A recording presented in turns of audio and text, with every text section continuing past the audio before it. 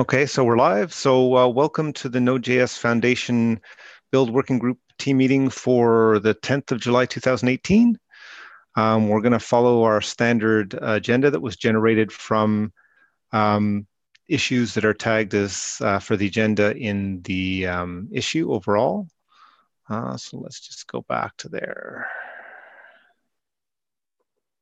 So I'm just trying to navigate back from the, okay, here we are. Right, so the first one is 1378. So this is policy, no use of PR code in live jobs, 1378. Yeah, so that one I opened. So it's a little bit of a lesson learned.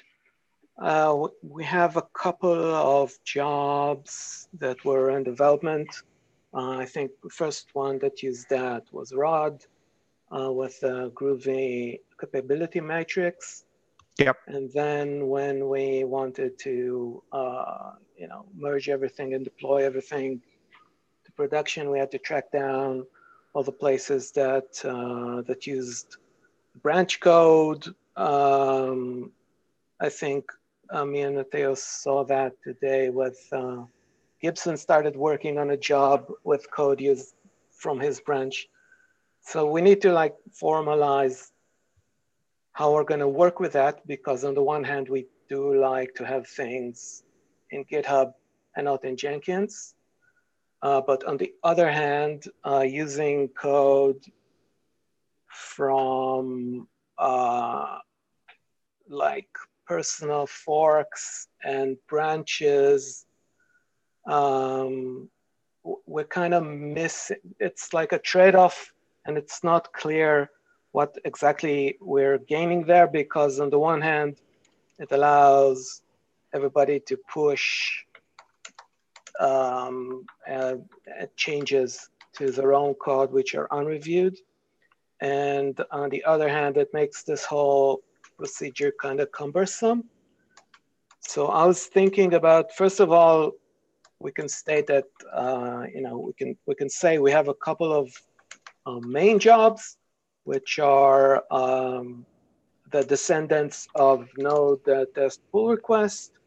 Those jobs should not use, should not reference code that's outside of the build repo, where the fallback is to, in case there's a bug, make the changes in Jenkins. You can copy paste the code, put it in Jenkins, make sure it works, and push it back, just so we have minimal perturbations for live jobs. For jobs in development, we can be more sure. more flexible. I'm just trying to think. So, like for example, one that I've done myself a number of times has to do with the compiler selection, and because it affects, well, both release and production, I have at times wanted to like not change the one in GitHub. So I would put it to the fork, and it lets you validate that, what you commit is actually going to work, and then you can roll that out. So essentially, I would say the safest way is you clone the job, you fork the code, you test the code on the clone job, then you open a PR with the changed code, so people can have a look at it, and then promote it to the live job. That's, let's say, for improvements. If we have a bug and it's blocking, then we can always just say, well, we're doing this right now because it's blocking. We're gonna fix it as soon as possible. But if we want to have like a stable improvement cycle, we clone our jobs, we clone the code, we test on clone jobs, and then we promote the code to the main branch through a PR. Yeah, and I usually do, like you said, use some clone jobs to do that.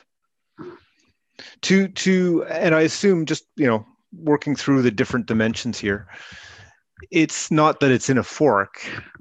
Like it's not that it's in somebody's fork. So making a branch in the build repo wouldn't help either, right?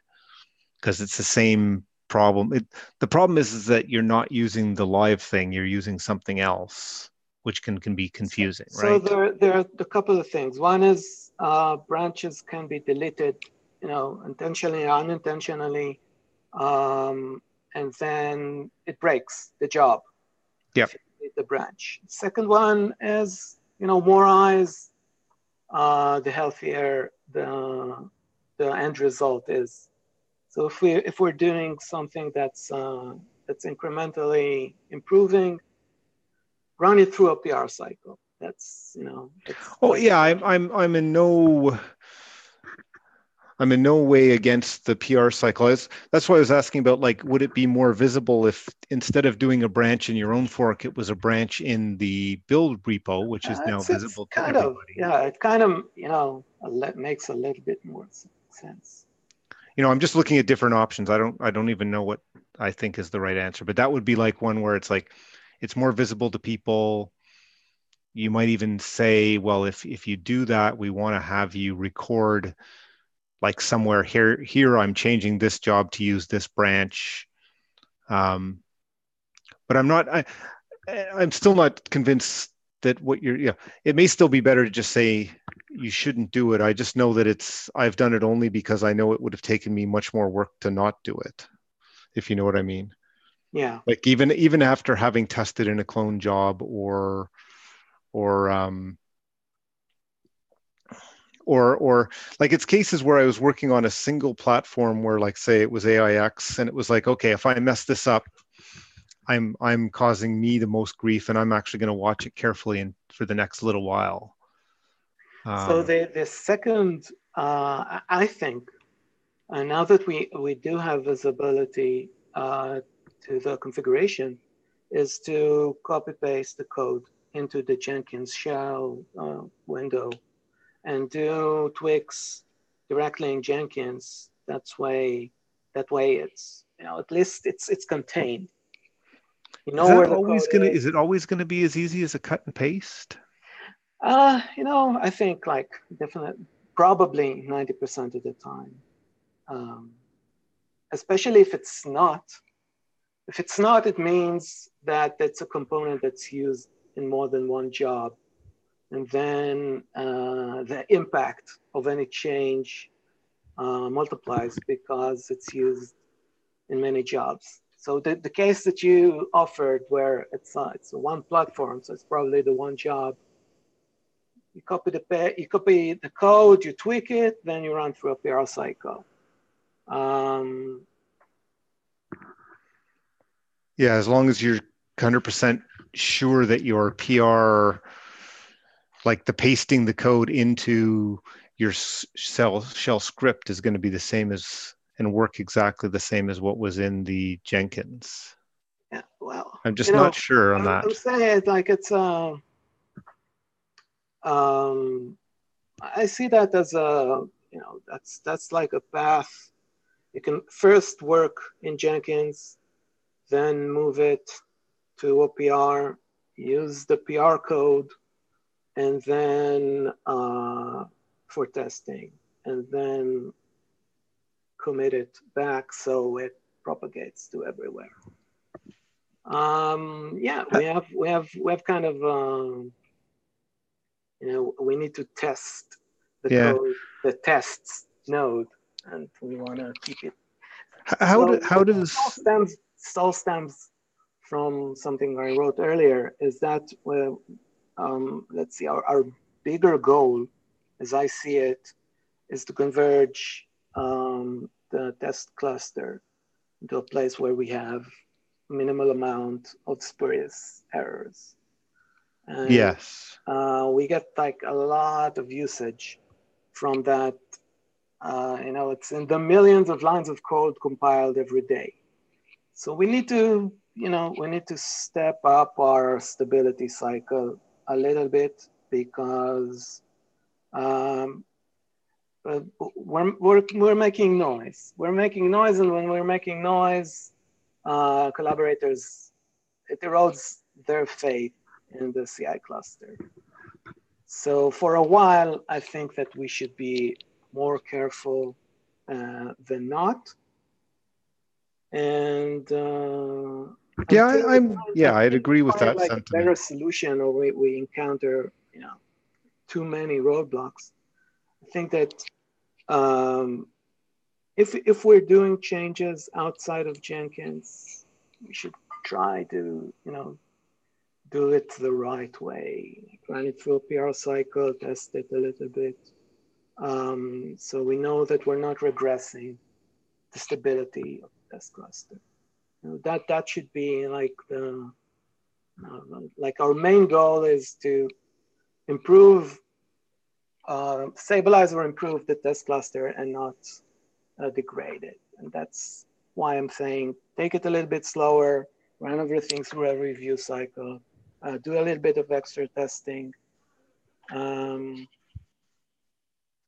Because like I know whenever any one of us did any kind of off-the-cuff changes to jobs, it fixed one problem, it caused another problem. It's like a convergent cycle.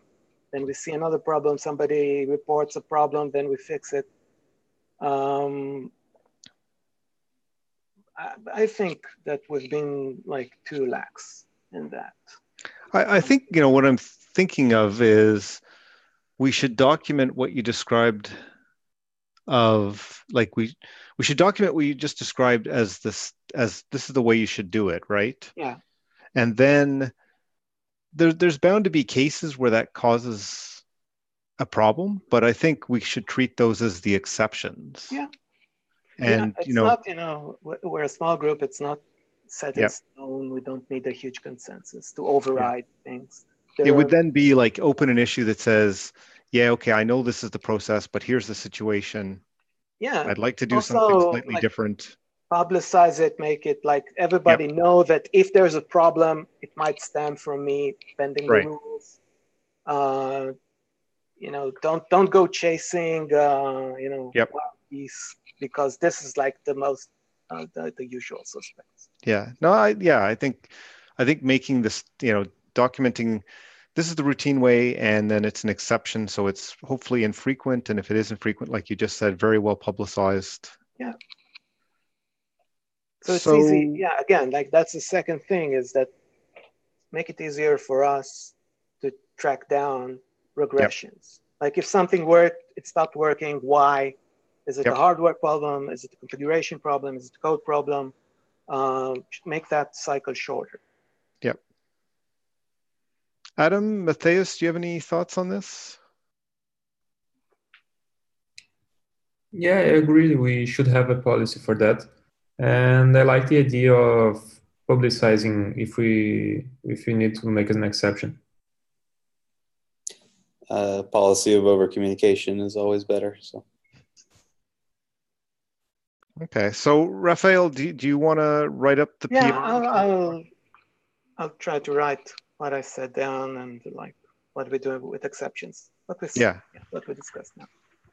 Because I do like here's the standard way, and then just maybe a comment about, well, if it's a special situation and it doesn't work, then here's what you should do as well would be good. Okay, anything more on that one before we move on to the next issue?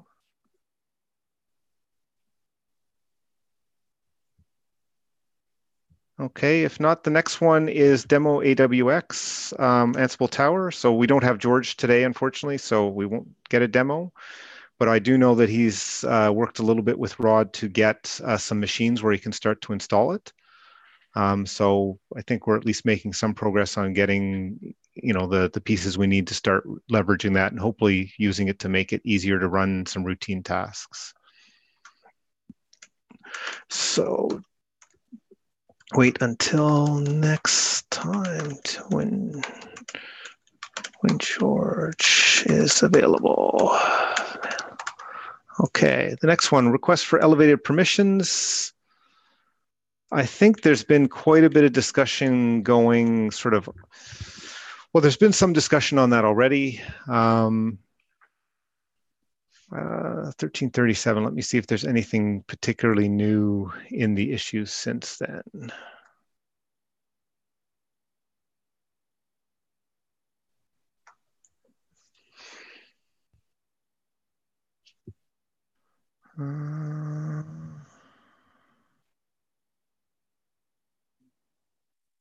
Okay, I don't see anything new in the last little while on that one.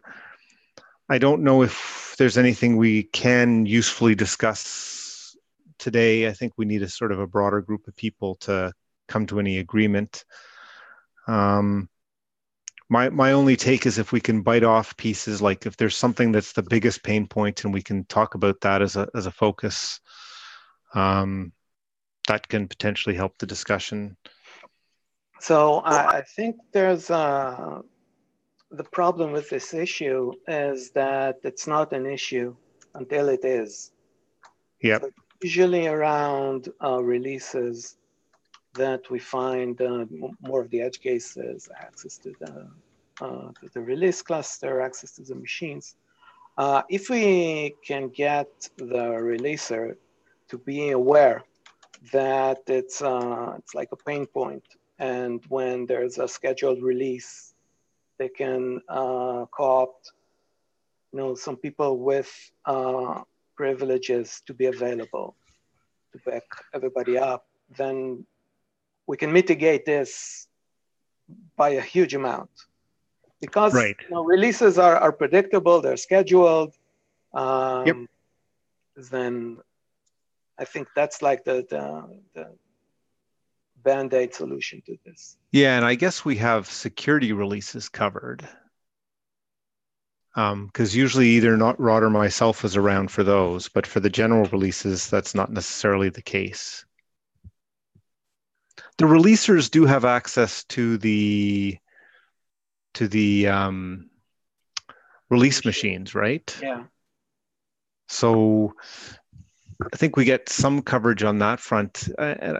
Do we have the last few releases, what kind of things we ran into? So we had a problem where the website didn't update because I don't know what the eventual conclusion was, but the hook from GitHub, it fired correctly, but the website didn't, like the server didn't process it properly.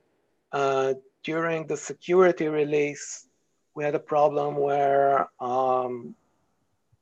it was the first time, I think, that we used the new security, the new private repo, and Jenkins wasn't configured correctly with all the SSH keys, and we're using the SSH protocol. So we had to scramble and fix everything last minute.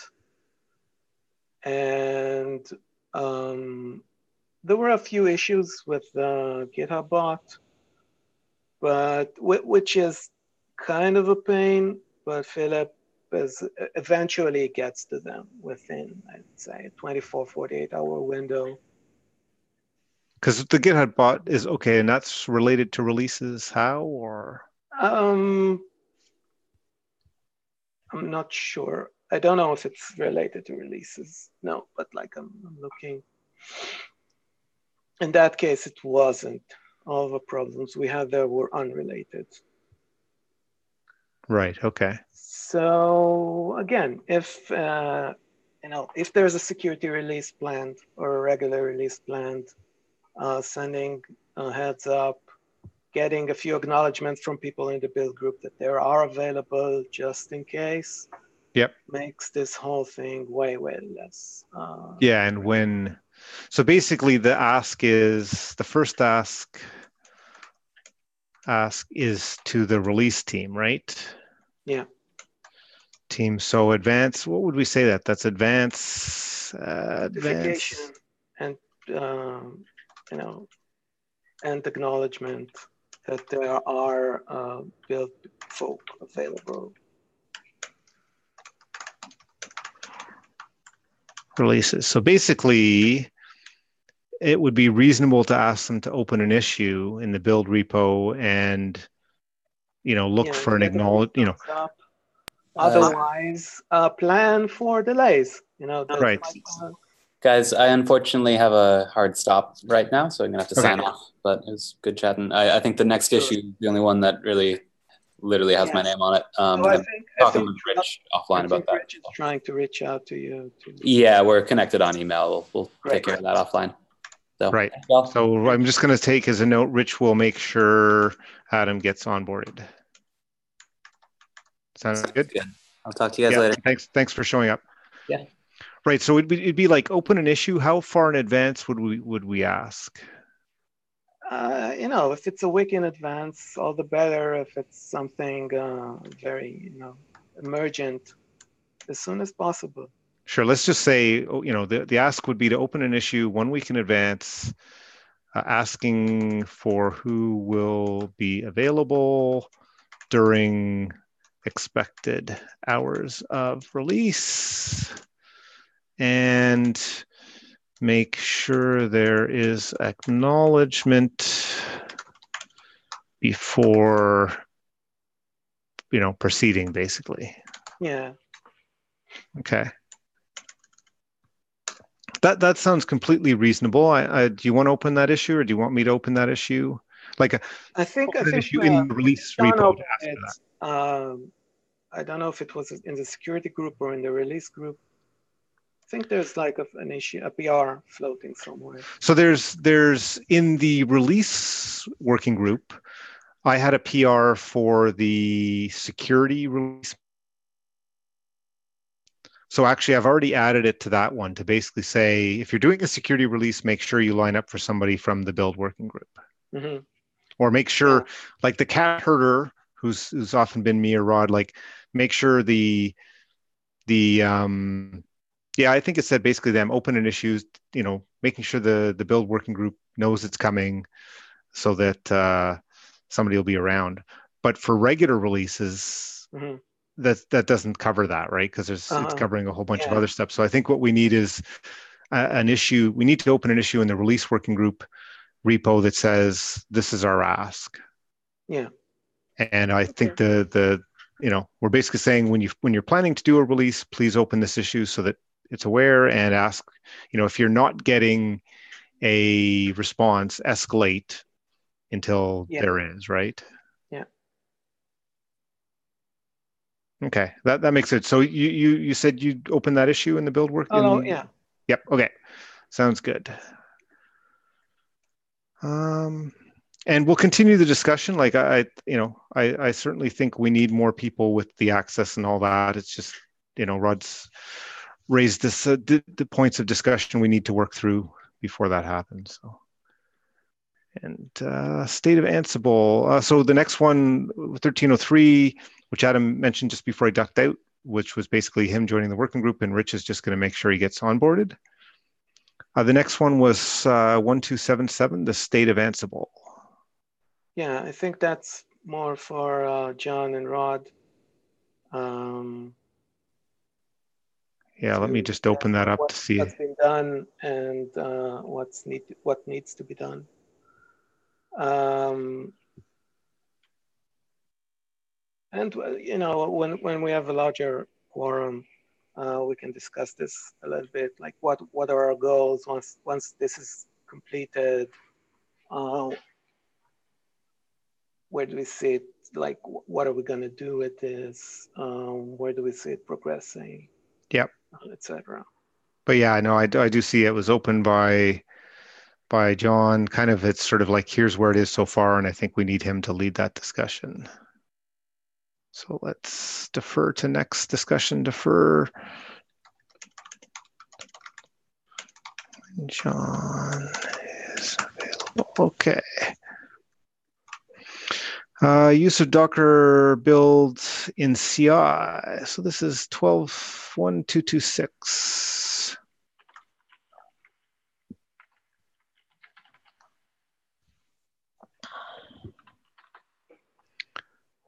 Okay, this is just a request to get Rod to take us through what we have in CI. So we need to defer until when Rod's here.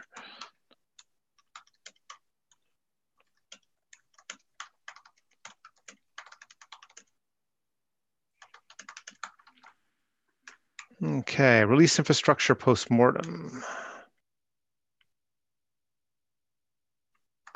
this is 1212.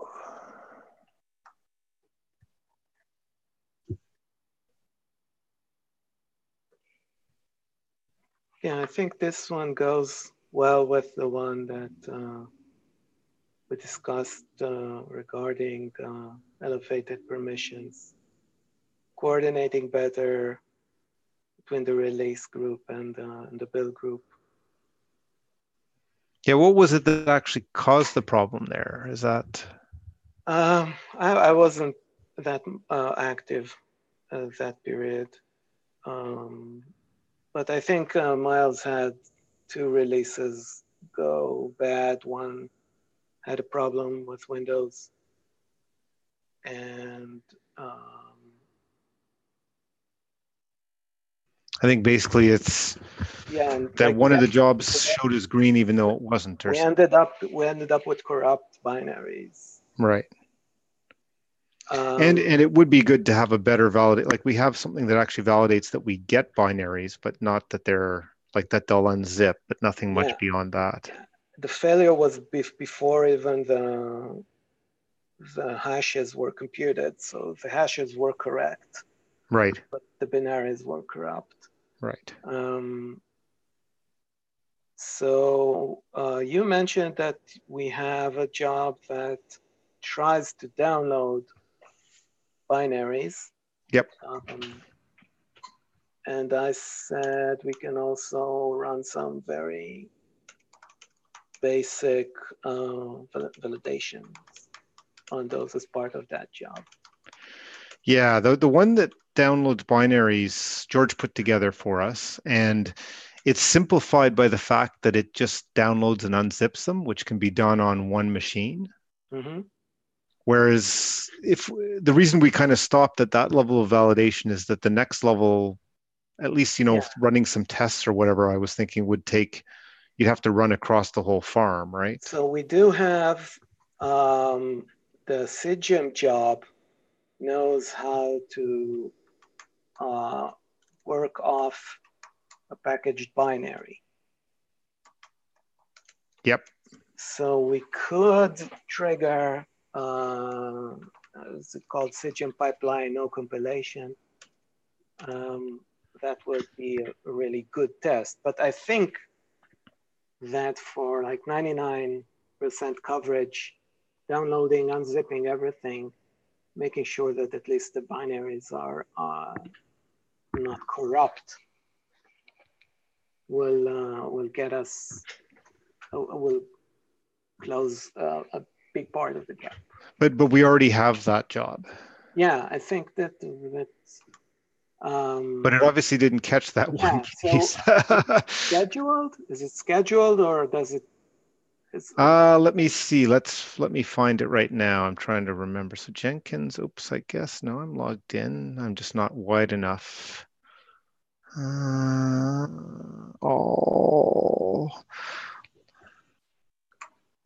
think. Yeah, it's scheduled to run every day. Right. I think the other thing we had in mind, and maybe this is where the communication is, that the idea is we also should have the releasers kick that off once they think it's done. And maybe that's something where in the release process, we may have failed to document that. Yeah. Now, I don't know if this would have, do we think this would have caught the Windows one? I think if the job runs everything, also the OS6 files and the MSI files, if it does, then it would have detected the problem. Yeah, let me just look in the Windows. May be the one. Oh no, there's the MSI ones. Checking the SSH sums. So it downloads and checks the SHAs. I doubt that it. So there is a Linux binary that can unzip MSIs. Okay. And I'm not, I guess now I'm not 100% sure that we actually unzip all the other ones. I thought we were, but so just adding that in. So basically if we did the MSI, if there is a Linux thing that could do the MSI unzip and we can obviously unzip the rest of the ones fairly easily. Okay. So maybe the action there is, okay. Existing job probably would have caught issue, but if it did unzip / MSI, I don't know what you call that, extract yeah. as well. Action, ask George to see how hard it will be to add that. So I'll ask George, since he wrote the original one, how hard it would be to, I think adding the unzipping, if it's not there, should be easy. And it may already be there. I just can't remember off the top of my head. The other, but if it's the Windows one, and like you said, that there's, here, I'll take, we'll ask you for the info on that tool. Yeah, sure. Okay, refac. Mention there is a tool that can extract MSI on Windows. Okay, so we'll do that as the next step, and otherwise, I guess the other thing is to other action is to ask, is communication with release team to make sure they kick off the job after release.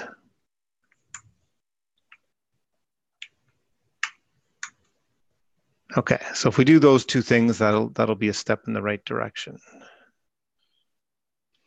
Okay, the next thing then is 885, which is dropping 32-bit builds. Just opening that guy up.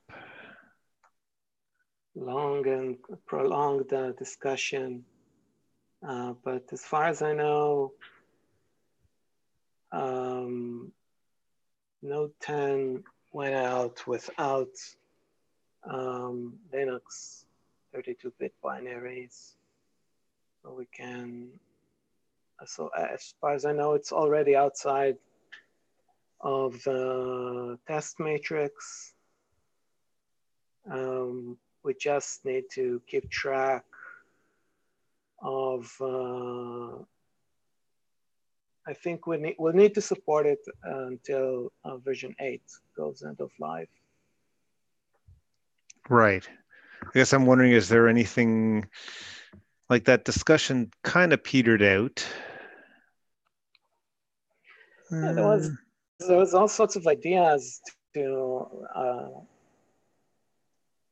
run a cross compiler for 32-bit Linux on our 64-bit machines. Mm-hmm. So we'll need to maintain. So the biggest problem is that we have the 32-bit CentOS 5, which is when it dies, it dies. Mm-hmm. So I think the GCC people or the libc people said that we could theoretically either run a Docker or a truth jail. Yep.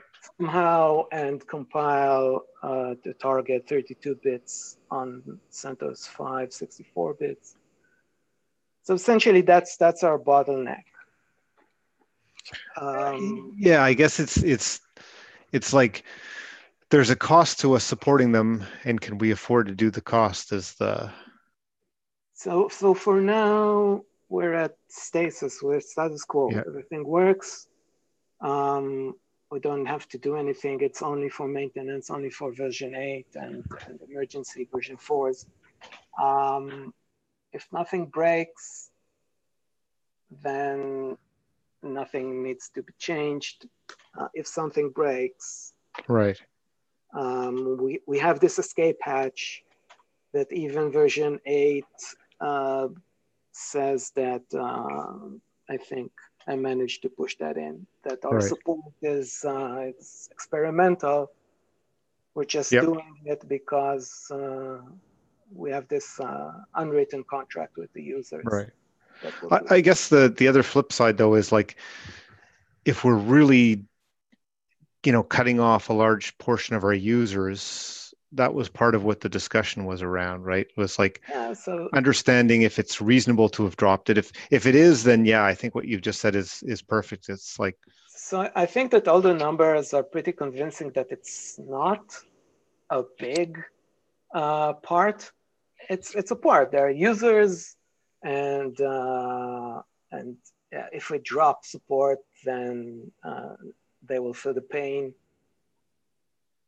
I try to recruit them to devote some time and resources to helping us, but nobody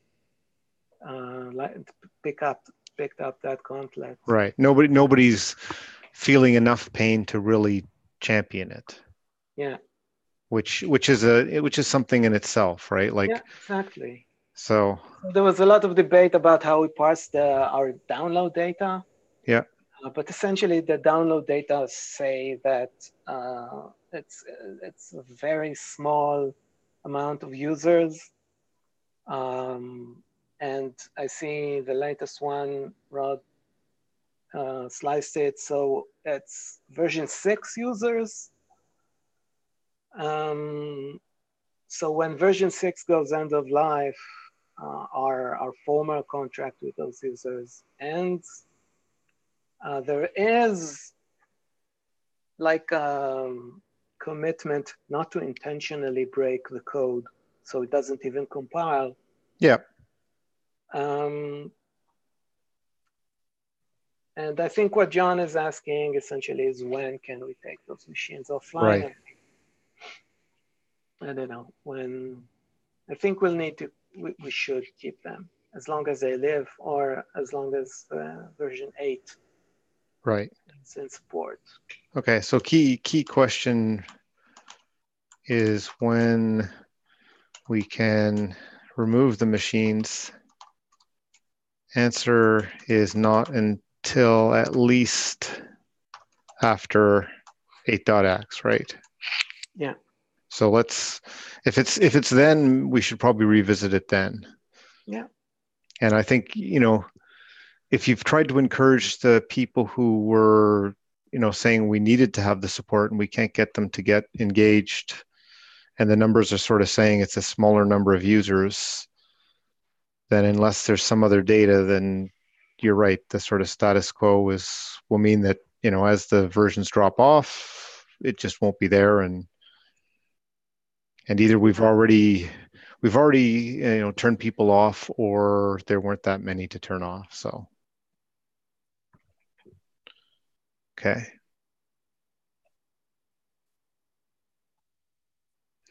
Okay, I think that, I wonder if like this one, should we take off the agenda? Like, is there anything we need to talk about in the meetings? The issue is still interesting in terms of, maybe if we could get more data out of what more insight out of the data, but do we need to bring it back to the build agenda? Maybe I guess now that I'm thinking alive, we should leave it until at least one where Rod can kind of give us his view to having looked at some of the data. Does that make sense? Yeah. Okay. Leave on until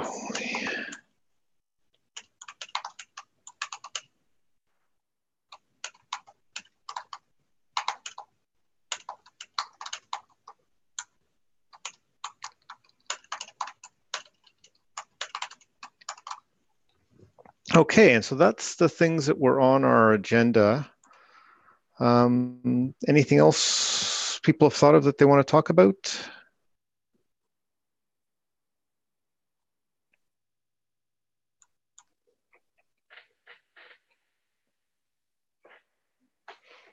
Any question on YouTube? Let's see. Does anybody have that open? Do I still have it?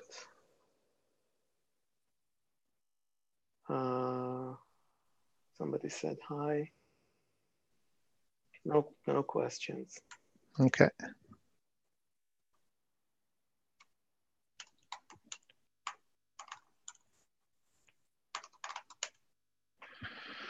No questions from YouTube. Okay, thanks for everybody who listened in. Rafael and Mateus, if you can just stick around for 1 minute after I stop the stream, I'm going to do that right this second.